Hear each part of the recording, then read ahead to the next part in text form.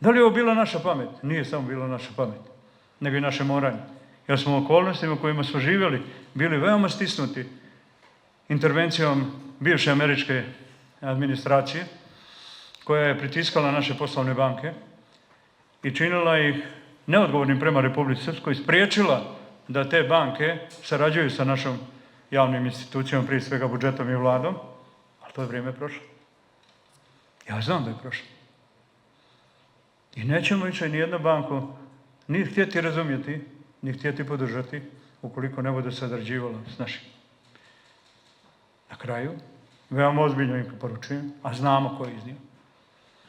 750 miliona ste iznijeli depozita ovih građana u inostranstvo da bi tamo pokrepljivali ekonomije koje su neuspješne, Austrije i Njemačke.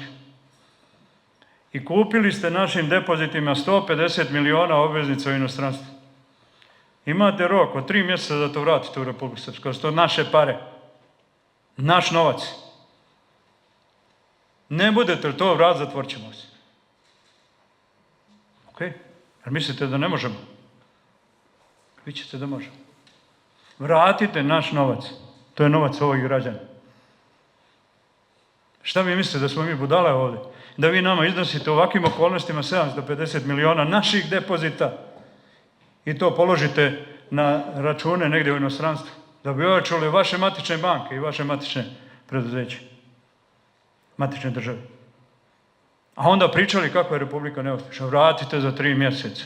Razročite 150 miliona, vratite ovdje, vratite se i obavijestite nas da ste vratili, ne budete, ali bit ćete zatvoreni 91. dana. Ne možete se vi tako, niste vi vlasnici tog novca. Da nema javnog sektora u Republici Srpskoj, nijedna banka ne bi izdržala ovdje.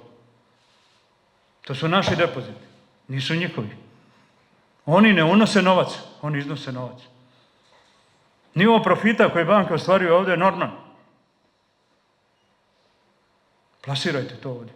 Povećajte rizike. Ako hoćete da radimo.